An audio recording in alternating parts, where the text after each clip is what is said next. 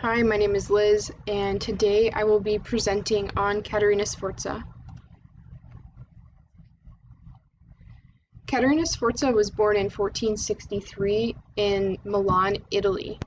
She was the illegitimate daughter of Galeazzo Maria Sforza. At the age of 14, she was married to the nephew of Pope Sixtus IV, Girolamo Riario, as the part of a papal plan to regain control of Romagna, which was a region of Milan. After Riadio's death in 1488, Sforza was then responsible for urban development and fortifying military structures in the region, which was vastly different than what other women during this time period and for a while to come were typically held responsible for. She also served as the regent for her eldest son, Ottaviano, which helped to increase and solidify her power. Unlike her male counterparts, Sforza was not entitled to income from the papal title that was given to her as a result of her connection with Pope Sixtus IV. Instead, she pawned valuable items or used them as collateral for loans in order to finance community development. And she was successful in this all while disguising her lack of economic independence. In addition, she differed from men in her ability to express her sexuality. Male sexuality was widely encouraged in order to demonstrate masculinity, but Sforza could not do the same to gain respect. Understanding this difference, Sforza likely created distance between herself and her lovers, Giacomo Feo and Giovanni de' Medici, claiming marriage to them only after their deaths in order to legitimize her children. Her associations with both families, the former a powerful local family, and the Medicis were arguably the most powerful Italian family, provided her with strategic financial as well as military connections, which were crucial for her longevity in the patriarchal society. Contemporaries regarded Sforza with admiration due to her reputation as a fearless ruler, surpassing all male expectations, but also in her own right. She notably occupied the Castle San Angelo in Rome in 1484 after the death of Pope Sixtus IV. Machiavelli described how Caterina, in response to threats to kill her children who were being held hostage, lifted her skirts and retorted that she could make more. Eventually, her defiance faltered, and in 1499, Caesar Borgia and the forces of Louis VII besieged Sforza in the Rocca Revaldino.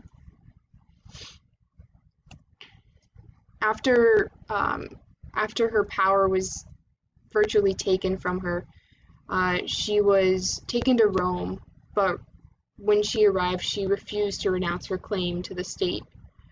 She was tried and charged with attempting to poison the new Pope Alexander VI, and then subsequently imprisoned.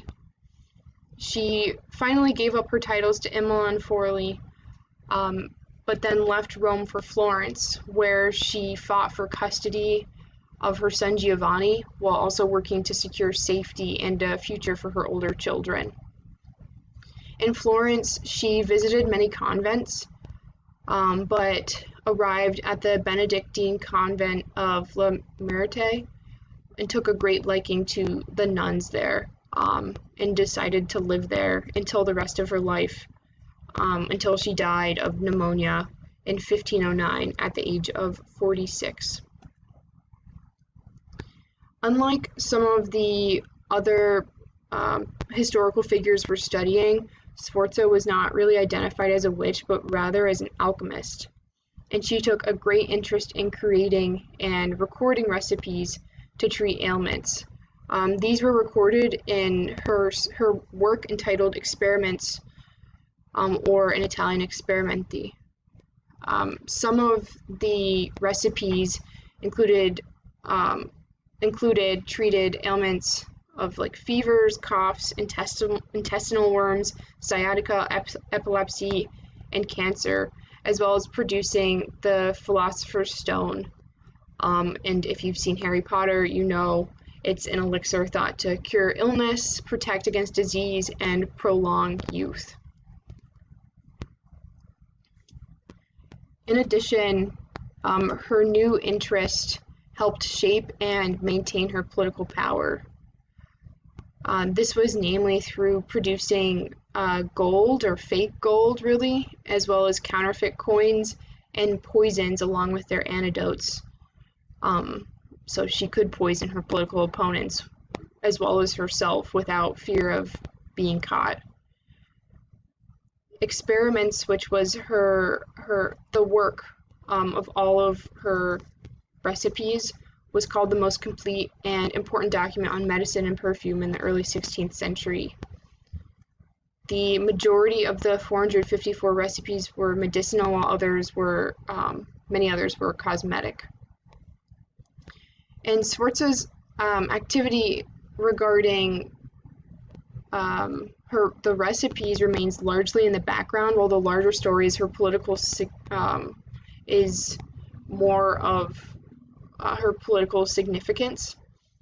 But the recipes collected by Caterina offer insight into the role of scientific inquiry in the lives of early modern women, specifically during the Renaissance, and provide important information regarding specific ingredients and processes used in treating illness. Sforza's combined interest in maintaining and gaining power with scientific experimentation blurred the lines between alchemy and medicine, domestic and commercial use, and male and female. Her actions didn't really fall under stereotypical behavior for any person during the Renaissance period. Like previously mentioned, she was too feminine for the typical masculine roles, which is why she had to adapt and really create her own book where she could take advantage of men and the patriarchy. She challenged expectations for normative behavior, and by doing so, she was equally rewarded through her unique grasp on power in Italy during this time. Thank you.